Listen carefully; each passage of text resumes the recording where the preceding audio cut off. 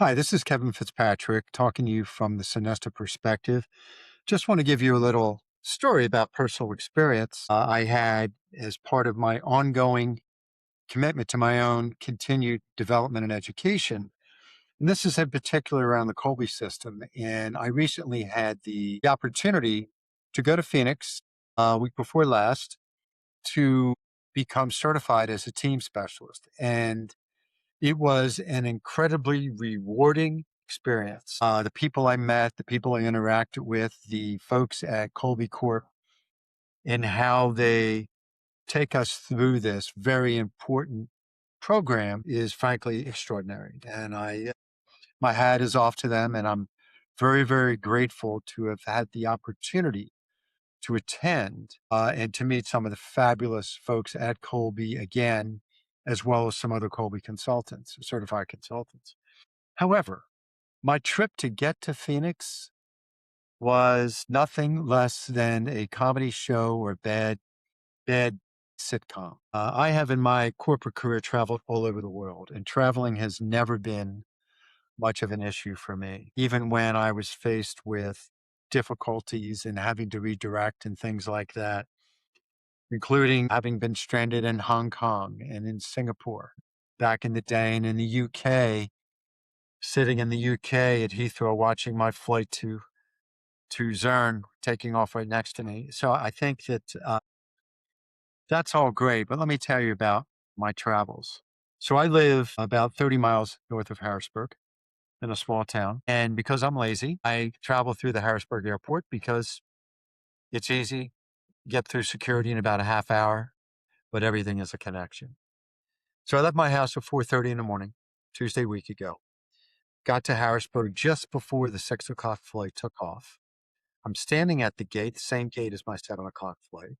And I said, should I try and squeeze on the six? Nah, it looks kind of crowded. My thoughts were maybe it would be a good idea. I don't know why I felt that way, but I didn't do it. And I waited for the 7 o'clock flight. Well, the 7 o'clock flight, the plane that we were supposed to get on had mechanical difficulties. So the flight was delayed. They moved us to another gate. In moving us to another gate, I arrived in Charlotte late.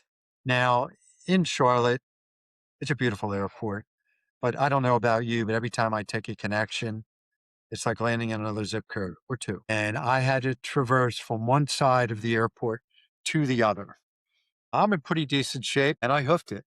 And I made it before the flight took off, but after the 15-minute window where American Airlines closes the door and they would not reopen it.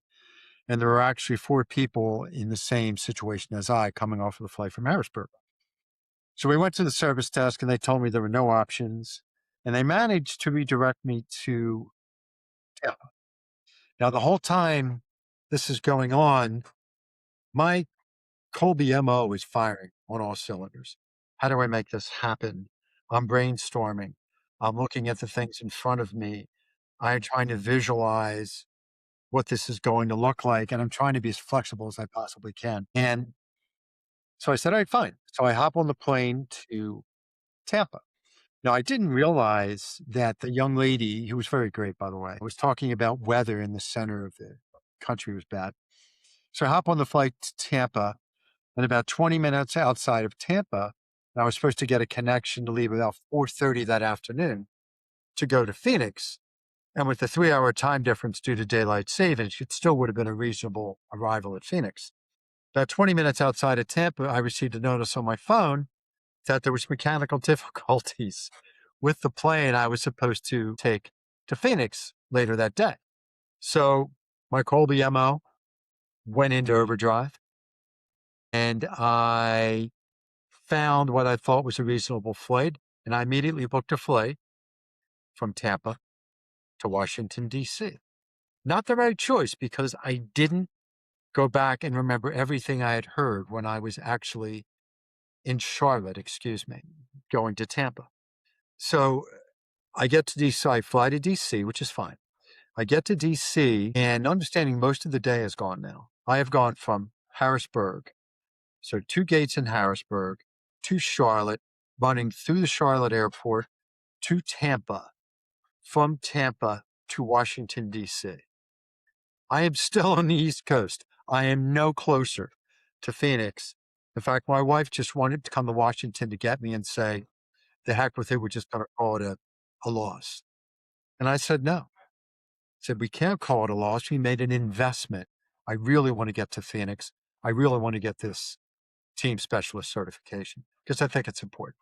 So we get on the plane in DC and we leave and we're sitting on the tarmac for probably an hour and a half to two. Why? Because there's weather, the same weather that the lady in Charlotte had mentioned to me that I failed to register. So we waited so long and we had to reroute the plane. Then we had to go back to the gate and get refueled.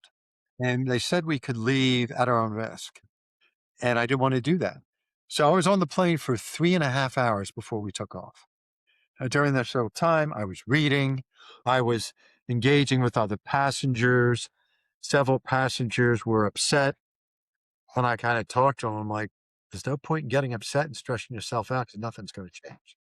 But the beauty of this whole time, I kept thinking about, I'm going to a team specialist workshop, trying to get certified, but I'm really coming to appreciate what my own conative profile looks like and how I can use those innate strengths to navigate through this ridiculous day of travel I'm having. And so I get to Phoenix. I get to Phoenix. I hop in a cab because it's easier from the airport at that point. And the cabbie tried to take me a long way and I caught him doing that. So that was another interesting part of the day, that dialogue. I get to the hotel and I get to my room at 11 p.m. Phoenix time. Now understand, I left my home 4:30 Eastern. I get to my room 11 p.m. Pacific. So I've traveled, quick math, 20, 21 hours. And all I cared about was making sure I could make it to class at 8:30 the following morning. So I get to my room, wide awake. I go to unpack. Understand that I had nothing to eat then. I bought a bag of animal crackers because in my running through all the various airports, I didn't have time to stop and grab a bite to eat. Everything was a little too tight just to try and get there and navigate where I was going. And I just didn't feel like it, frankly. So I'm living on a bag of animal crackers, bought a granola bar at the hotel lobby. And I get to my room and I open my bag and realize that the pants I packed, I bought the wrong size. So that didn't work. I happened to throw a second pair in at the last minute. Good thinking. And then I realized that I didn't have socks and I didn't have my reading glasses.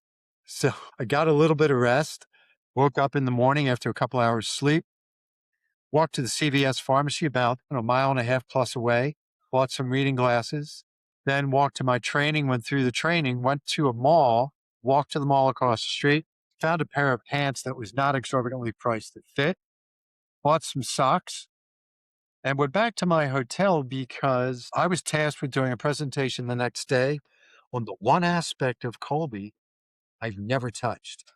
Quite frankly, I avoided it. And I found myself in a situation where I had to make a presentation the next day. Not a long presentation, only about 6 minutes. But here I find myself coming through my horrific day of travel, laughing the entire time because who travels 20 to 21 hours to go from Harrisburg, Pennsylvania to Phoenix, Arizona in one day, considering 5 airplanes and 4 different airports just to get there so that I could attend a training session. That's where my Kolbe MO was on fire the whole time. That's where my other superpower of being resilient was on fire the whole time. And at the end of the day, it was all worth it because the training was extraordinary. And to top it all off, I was able to have a very nice dinner because I took the red eye back. So I had a very nice dinner with a colleague, learned even more about everything that we do as Kolbe consultants.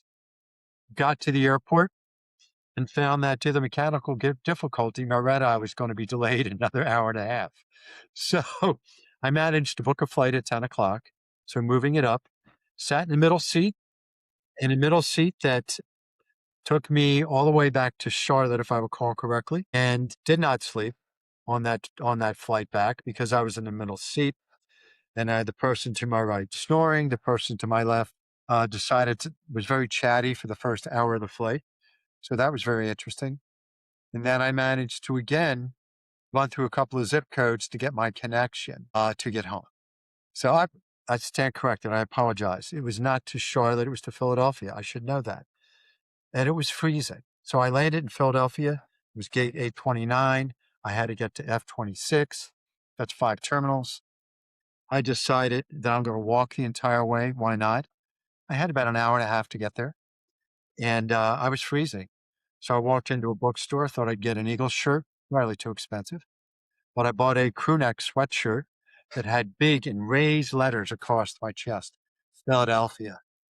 So being originally from Delaware County and also for a time living in the city, I find myself buying a tourist sweatshirt that said Philadelphia just to be warm so that I can make it home. And since I'm not the sharpest tool in the shed, I scheduled a luncheon with 2 very special colleagues who were very understandable and showed up finally at the luncheon after being on the flight, even delayed in Philadelphia due to traffic almost an hour, barely making it to lunch, no shower, no shave, and my very fashionable Philadelphia sweatshirt. So the moral to this story is no matter what's thrown at you, don't take yourself too seriously. Just simply go with the flow, make it happen. If it's important, make it work. Thanks.